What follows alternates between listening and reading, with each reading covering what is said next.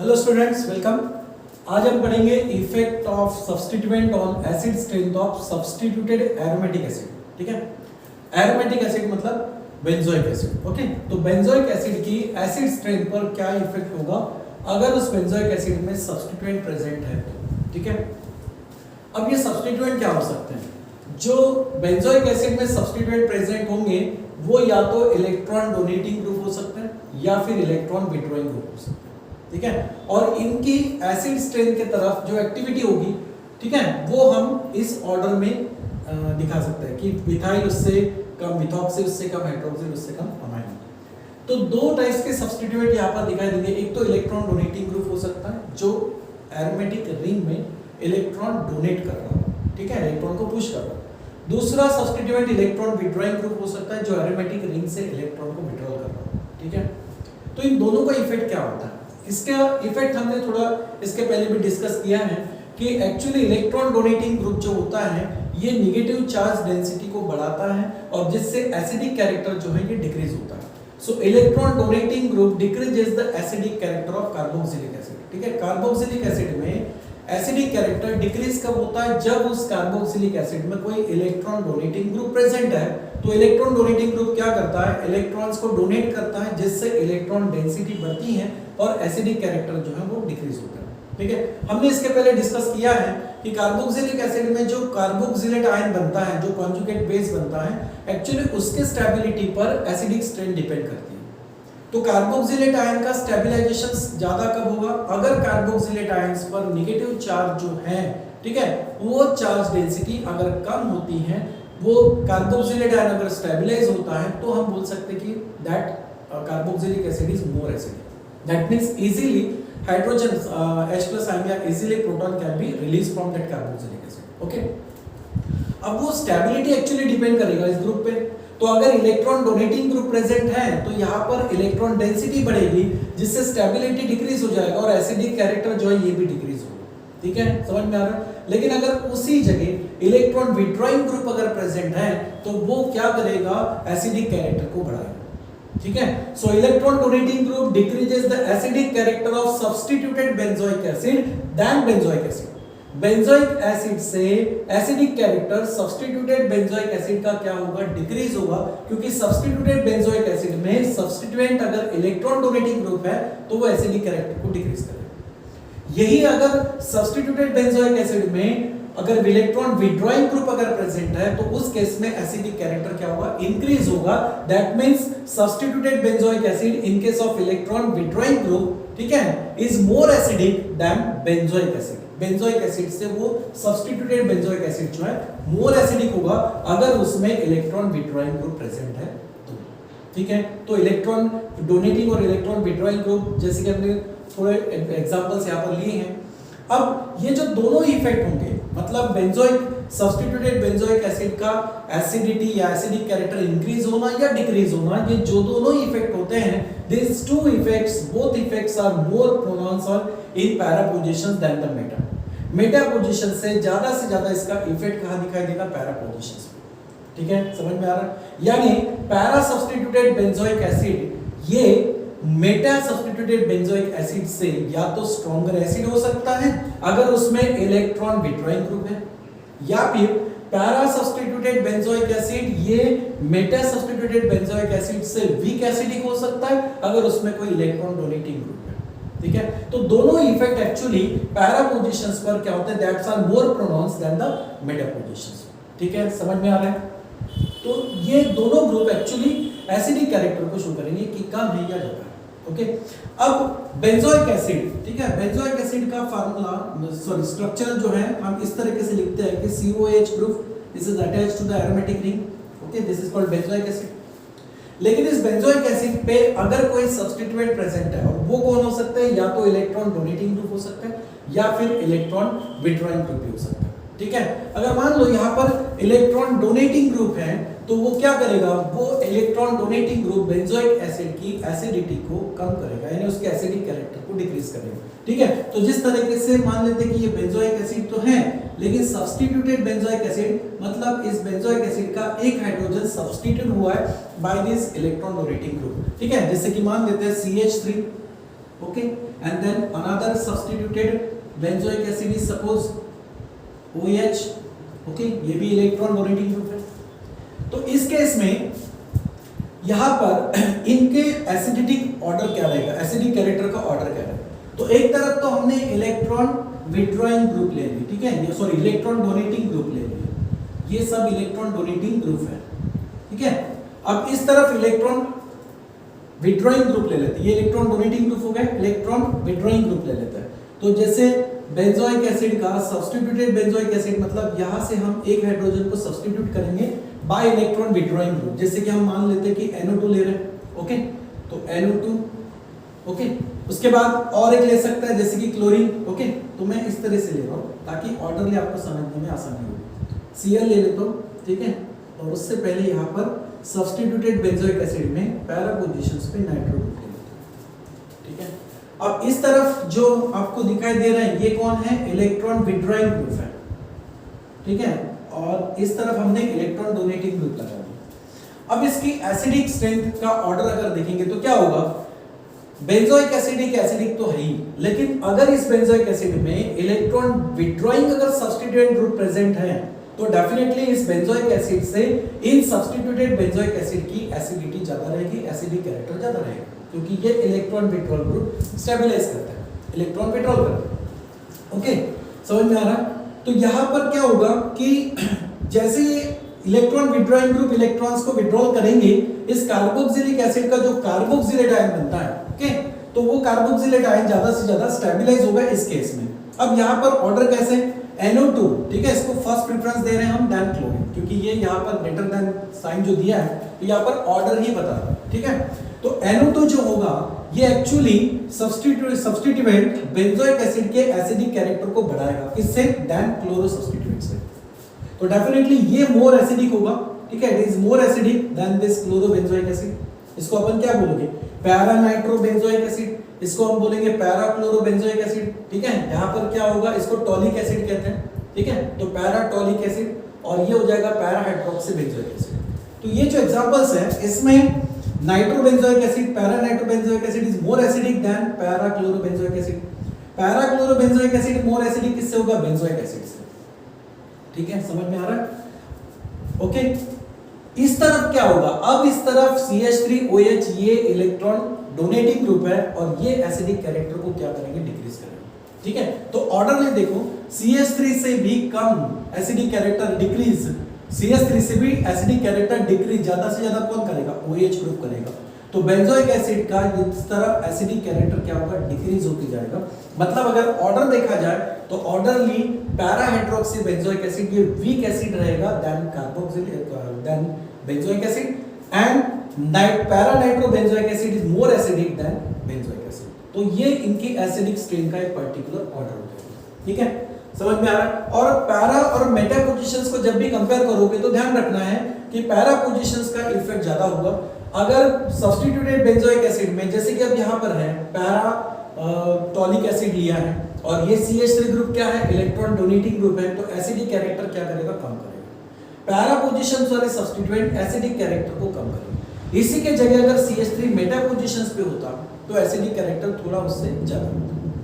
यानी इस स्टेटमेंट को या इस लाइन को ध्यान में रखना कि both the effects are more pronounce in para positions, चाहे वो एसिडिक कैरेक्टर इंक्रीज हो रहा हो या डिक्रीज हो रहा हो, पैरा पोजीशंस वाले सब्स्टिट्यूएंट ये मोर इफेक्टिव होते हैं, ठीक है, और उससे एसिडिक कैरेक्टर वहीं पर ज्यादा इफेक्ट शो करेगा, ठीक है। तो ये हुए पैरा पोजीशंस वाले बेंजोइक एसिड, ठीक है। अब नेक्स्ट चलते हैं ऑर्थो सब्स्टिट्यूएंट। पैरा और मेटा का तो पोर्शन यहां पर हो गया। अब ortho substituted benzoic acid, ortho substituted benzoic acid में क्या दिख रहा है कि जो भी सब्स्टिट्यूएंट होगा या तो वो इलेक्ट्रॉन डोनेटिंग ग्रुप हो सकता है या इलेक्ट्रॉन विड्रॉइंग ग्रुप हो सकता है। इन दोनों में से कोई भी ग्रुप अगर बेंजोइक एसिड को ऑर्थो पोजीशंस पे अटैच है तो उसको अपन ऑर्थो सब्स्टिट्यूटेड बेंजोइक एसिड कहेंगे। तो ये ऑर्थो सब्स्टिट्यूटेड बेंजोइक एसिड जो होते हैं ये मोर एसिडिक होते हैं देन बेंजोइक एसिड, ठीक है। अब यहाँ पर इलेक्ट्रॉन डोनेटिंग ग्रुप हो सकता है या इलेक्ट्रॉन विड्रॉइंग ग्रुप हो सकता है। कोई भी ग्रुप अगर बेंजोइक एसिड में ऑर्थो पोजीशंस पे अटैच हो तो एसिडिक कैरेक्टर बढ़ता ही है, ठीक है। और ये जो इफेक्ट है इसी को अपन ऑर्थो इफेक्ट कहते हैं। So orthosubstituted benzoic acid are usually stronger acid than the benzoic acid. ठीक है, irrespective of the nature of substituent. Substituent पे डिपेंड नहीं करेगा, वो इलेक्ट्रॉन डोनेटिंग ग्रुप भी हो सकता है, ऑर्थो पोजीशंस पे, या इलेक्ट्रॉन विड्रॉइंग ग्रुप भी हो सकता है, ग्रुप कोई भी हो, लेकिन तभी भी फिर भी एसिडिक कैरेक्टर जो है ये सब्स्टिट्यूटेड बेंजोइक एसिड का ज्यादा ही मिलेगा देन बेंजोइक एसिड, और इसी इफेक्ट को हम ऑर्थो इफेक्ट कहते हैं।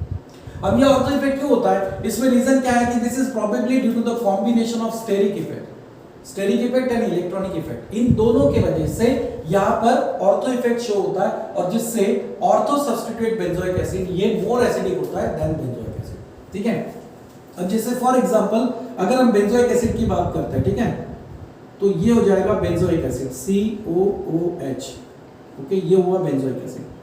अब ये बेंजोइक एसिड क्या करेगा, जैसे यहाँ से प्रोटॉन लूज करेगा, इसका कन्वर्शन किस में होगा, बेंजोइट में।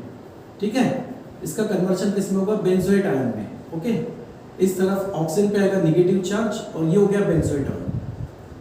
ओके, अब इस बेंजोइट आयन की एसिडिटी तो डिपेंड करेगी कि रेजोनेंस पर, और जितना ये रेजोनेंस से स्टेबलाइज हो जाएगा इतना ये एसिडिक होगा। चलो ठीक है, यहाँ ठीक है, लेकिन क्या होता है कि यही अगर हम ऑर्थो सब्स्टिट्यूटेड बेंजोइक एसिड की बात करते हैं, जैसे हम ऑर्थो सब्स्टिट्यूटेड बेंजोइक एसिड यानी ये हुआ बेंजोइक एसिड, और इसका ऑर्थो सब्स्टिट्यूट बताना है, मतलब यहाँ पर ऑर्थो पोजीशंस पर हम क्या करेंगे, यहाँ पे कोई भी सब्स्टिट्यूएंट ग्रुप, और वो कोई भी ले सकते हैं, जैसे मान लो कि हम इलेक्ट्रॉन डोनेटिंग ग्रुप ले लें CH3, क्योंकि इलेक्ट्रॉन विड्रॉइंग ग्रुप में तो एसिडिक कैरेक्टर बढ़ेगा ही। ठीक है, कम कहाँ होता है, इलेक्ट्रॉन डोनेटिंग ग्रुप के केस में एसिडिक कैरेक्टर कम होता है, इलेक्ट्रॉन विड्रॉइंग के केस में तो एसिडिक कैरेक्टर बढ़ेगा, लेकिन डोनेटिंग ग्रुप में एसिडिक कैरेक्टर कम होता है। जबकि यहाँ पर ऑर्थो पोजीशंस पर अगर सब्स्टिट्यूएंट प्रेजेंट है तो एसिडिक बेंजोइक एसिड की एसिडिक कैरेक्टर बढ़ते हुए दिखाई दे रही है। अब ये क्यों होता है, एक्चुअली यहाँ पर कम होना चाहिए जबकि ये बढ़ता है।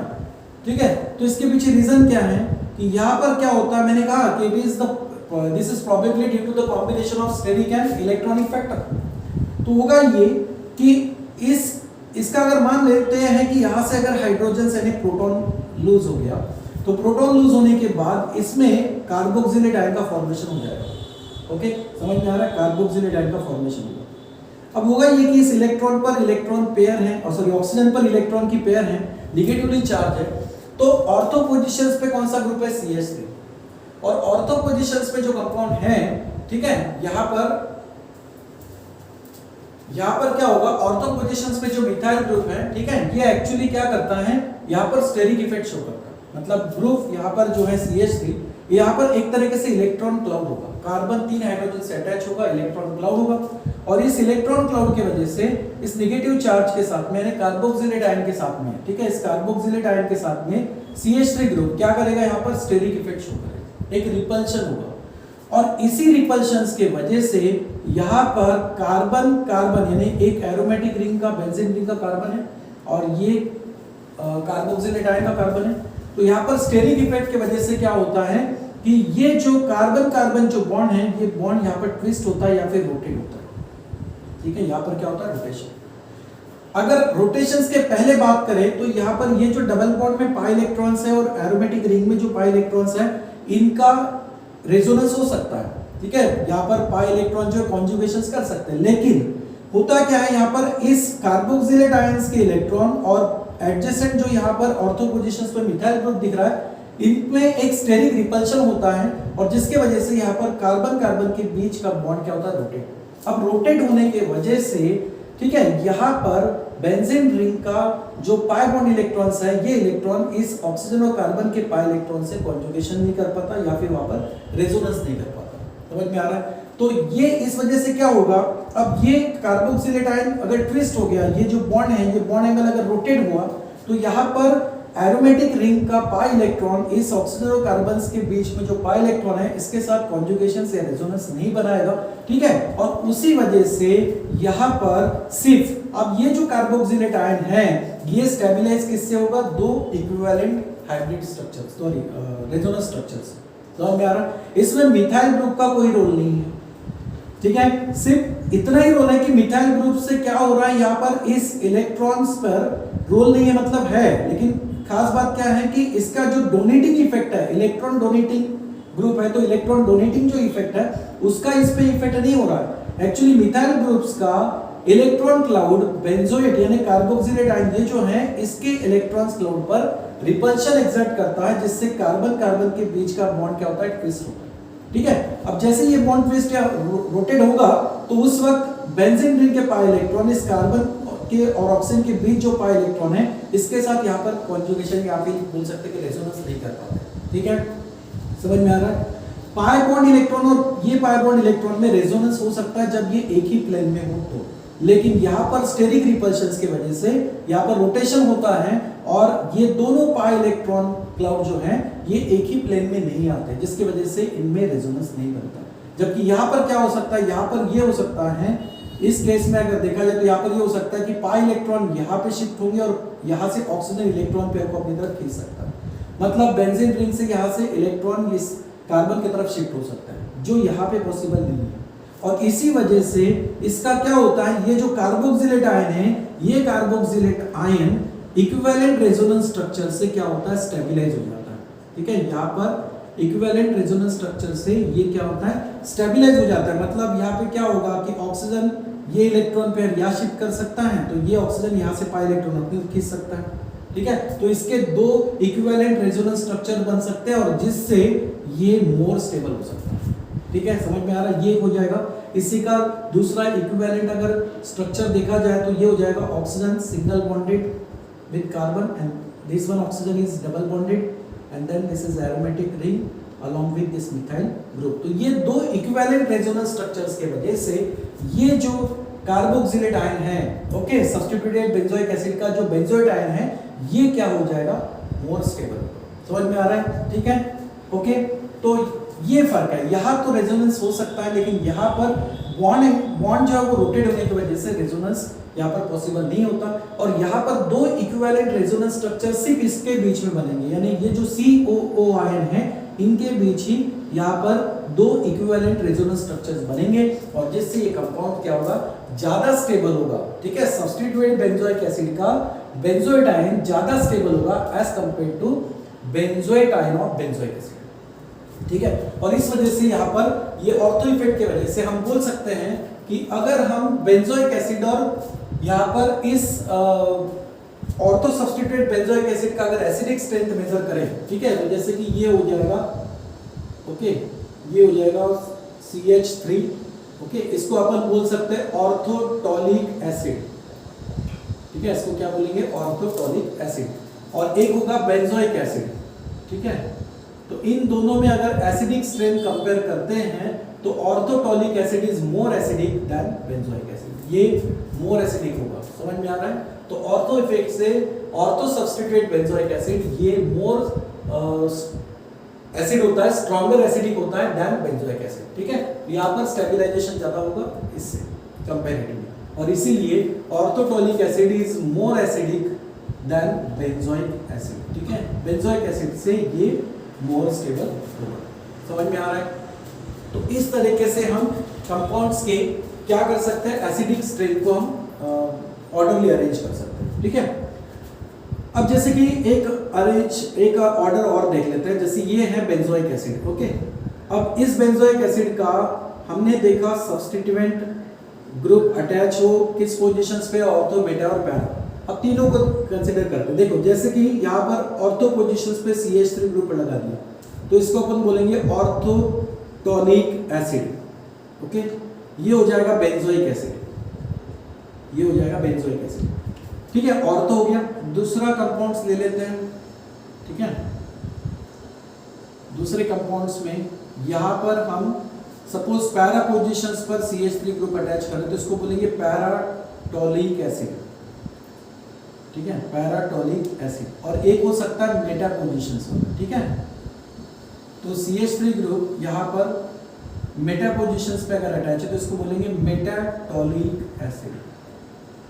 ठीक है, अब इसकी एसिडिक स्ट्रेंथ क्या हो सकती है, क्या होगा, देखो यहाँ पर ऑर्थोटॉलिक एसिड यानी ऑर्थो सब्स्टिट्यूटेड बेंजोइक एसिड तो मोर एसिडिक होता ही है देन बेंजोइक एसिड, तो ये बेंजोइक एसिड से मोर एसिडिक हो जाएगा। ठीक है, order of acidic strength, order of acid strength. ठीक है, क्या हो सकता है इनमें ऑर्डर ऑफ एसिड स्ट्रेंथ, तो यहाँ पर ऑर्थोटोनिक एसिड मोर एसिडिक हो गया देन बेंजोइक एसिड। अब बेंजोइक एसिड यहाँ पर मोर एसिडिक होगा पैराटोनिक एसिड से, क्योंकि पैराटोनिक एसिड में यहाँ पर मिथाइल ग्रुप जो है ये इलेक्ट्रॉन डोनेटिंग ग्रुप है, ठीक है, और इलेक्ट्रॉन डोनेटिंग ग्रुप से यहाँ पर एसिडिक कैरेक्टर क्या होगा, डिक्रीज होगा। सिर्फ ऑर्थो के केस में नहीं होगा, बाकी पैरा और मेटा में क्या दिखाई देगा, हमने देखा कि यहाँ पर पैरा पोजीशंस पर जो इफेक्ट होगा ये मोर प्रोनाउंस कहाँ है, मतलब पैरा पोजीशंस पे स्ट्रांगली इफेक्ट होगा, या तो एसिडिक कैरेक्टर बढ़ेगा या फिर पैरा पोजीशन पे एसिडिक कैरेक्टर डिक्रीज होगा। दैन मेटा पोजीशन वो डिपेंड करेगा इलेक्ट्रॉन डोनेटिंग ग्रुप है या विड्रॉइंग ग्रुप है।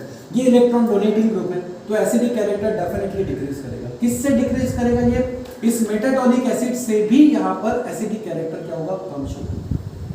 तो इससे orthotoluic acid more acidic than benzoic acid, benzoic acid is more acidic than किससे होगा, पैरा या मेटा पोजीशन से। पैरा पर इसका इफेक्ट ज्यादा होगा, तो ये अगर CH3 group electron donating group है तो एसिडिक कैरेक्टर क्या करेगा, कम शो करेगा। किससे कम शो करेगा, इस मेटाटोनिक एसिड से। समझ में आ रहा है, मतलब आप अगर ऑर्डरली ठीक से लिखना चाहो तो इसको पहले लिख लो, इस मेटा पोजीशंस वाले CH3 को पहले लिख लेते हैं और इस पैरा पोजीशंस वाले CH3 को टॉनिक एसिड को इस तरीके से लिखते हैं।